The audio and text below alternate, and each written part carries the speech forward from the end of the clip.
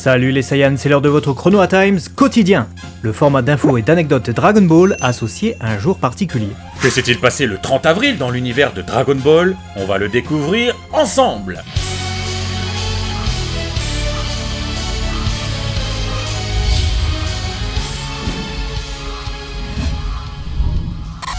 Le 30 avril 1986 était diffusé pour la première fois l'épisode 10 de Dragon Ball au Japon sur Fuji TV. Le titre indique DB pour l'une des premières fois et est accompagné de la mention Dragon Ball, Dragon Ball en japonais, au cas où on ne comprendrait pas de quoi on parle. Bah écoute, c'est possible, car sur DB Times on nous a bien déjà demandé de faire des vidéos sur One Piece ou Naruto, alors que la chaîne s'appelle pourtant DB Times. Ouais, enfin, passons. En début d'épisode, Mai envoie un oiseau robot pour localiser nos héros.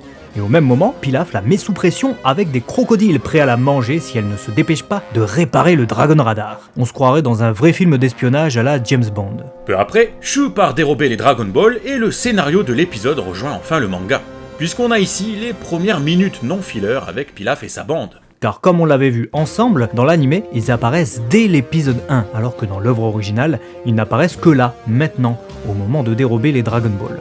D'ailleurs, quand Shu arrive pour fouiller les affaires de notre petit groupe, on peut voir que la queue de Goku a disparu. Elle a dû se volatiliser dans l'explosion de la voiture, je vois que ça. Ouais, c'est ça, et derrière, elle réapparaît comme par magie peut-être.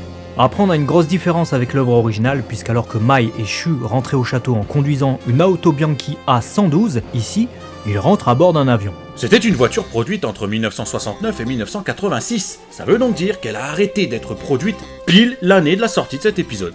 À se demander si ça n'a pas un lien avec ce changement du coup. Allez savoir. Autre particularité de l'anime, pour souligner les moments de désarroi de Bulma, on a droit à des réarrangements de Beethoven. D'abord avec sa 5e symphonie,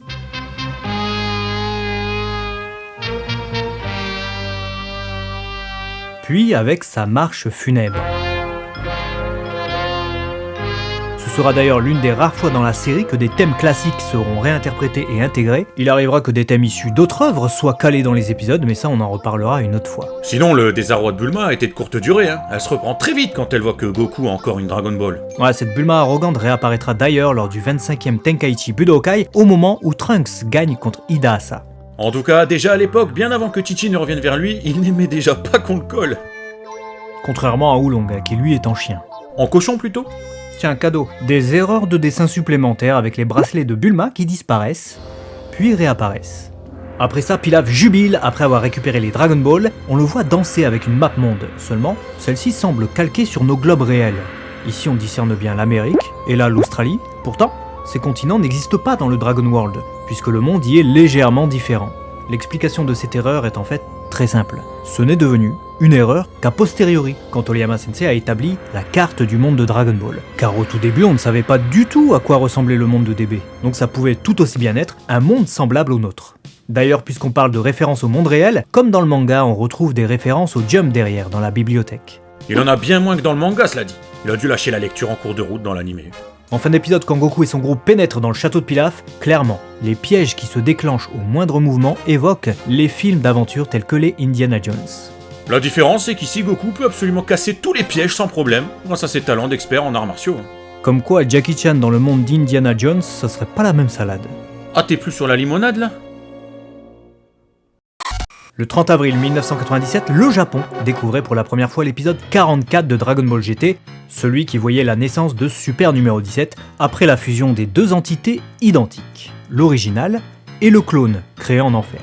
Comment un cyborg et un androïde peuvent fusionner? C'est une très bonne question. La série sous-entend en plus que cette fusion n'est possible que parce qu'il s'agit du même personnage. Mais en soi, ce n'est pas possible puisque numéro 17, celui que l'on connaît et qui revient avec la même veste qu'on avait vu dans l'œuvre originale alors qu'il était devenu garde forestier, était un humain à la base. Et clairement, il n'a pas d'autre jumeau que numéro 18. Donc le Hellfighter numéro 17, né en enfer, comme son nom l'indique, n'a pu être construit que sur une base synthétique. Il n'a rien d'humain. Il ne peut donc pas être identique au numéro 17 autrefois humain que l'on connaît. Sinon, c'est la 4e fois que Krillin meurt avec cet épisode. Encore? Après avoir été tué par Tambourine, Frieza et Majin Buu maléfique. Ah ouais, 4 fois ça fait un peu trop là, non? En tout cas, ça permet de remettre numéro 18 en avant lorsqu'elle attaque numéro 17 avec un coup de pied. On remarque d'ailleurs qu'il s'agit d'un assaut tout à fait similaire à celui qu'elle lance contre Vegeta dans l'épisode 135 de DBZ qu'on a vu récemment dans les Chrono Times.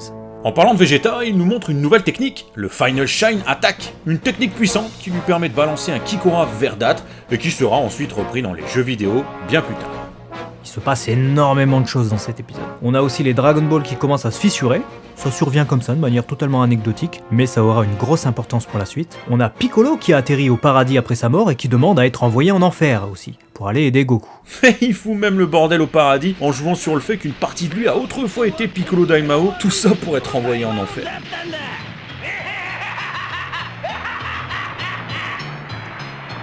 Et pour finir, vous nous avez très certainement déjà entendu parler de l'ultime humain artificiel, Cell, puisque c'est comme ça qu'il s'autoproclame dans l'œuvre originale. Eh bien ce concept est gommé ici avec cet épisode, puisque c'est désormais Super numéro 17, l'ultime humain artificiel.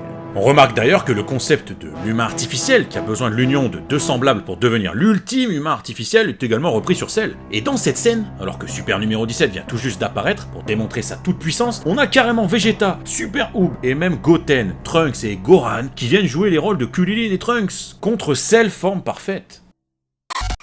20 ans plus tard, le 30 avril 2017 était diffusé pour la première fois l'épisode 88 de Dragon Ball Super au Japon. Dans cet épisode, Gohan retrouve son plein pouvoir et renoue avec sa forme d'Ultimate Gohan.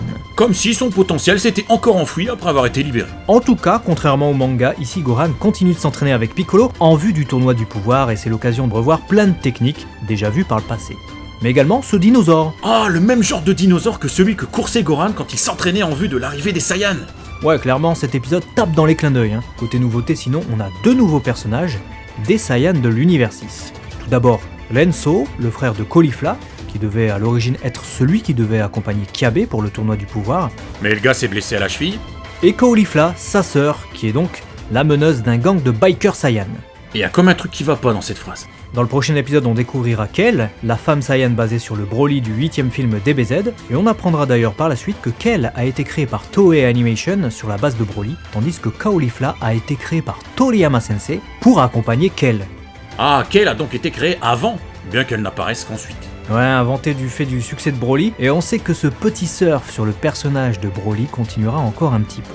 Petit récap des nouveaux Saiyans présentés ici avec Lenso, dont le nom provient de Ho-Lenso, autrement dit épinard, et Caulifla, Caulifla en japonais, qui dérive de Cauliflower, autrement dit la prononciation japonaise de Cauliflower, chou-fleur. Tout ça est en parfaite adéquation avec Kabe, qui provient aussi du mot chou. Deux ouvrages sont aussi sortis le 30 avril au Japon, pour commencer un TV Ban Anime Comics, le volume 4 de l'arc de la bataille contre Majin Buu, avec notamment les épisodes dans lesquels Végéto apparaît. Rappelons que les TV Ban Anime Comics sont des bandes dessinées créées à la base de captures d'écran de l'anime, un peu comme des romans photos, mais façon manga. Ça, c'était donc pour le 30 avril 2010, et le 30 avril 2004, soit 6 années auparavant, sortait le guidebook Dragon Ball Forever, un guide spécialement dédié au manga dans sa version Kanzenban, donc Perfect Edition. Il est aussi sorti chez nous, il y a quelques temps, en décalé bien sûr par rapport au Japon, mais c'est disponible chez Glénat. Cet ouvrage d'information couvre la deuxième moitié du manga, là où le guide Dragon Ball Landmark couvrait la première. De quoi se replonger dans le manga et les infos sur Dragon Ball, comme avec cette chaîne en fait. Exactement, d'ailleurs on se retrouve dès demain pour un nouveau Chronoa Times plein d'infos et de références. Faut être abonné aussi pour être notifié. À demain. Matane.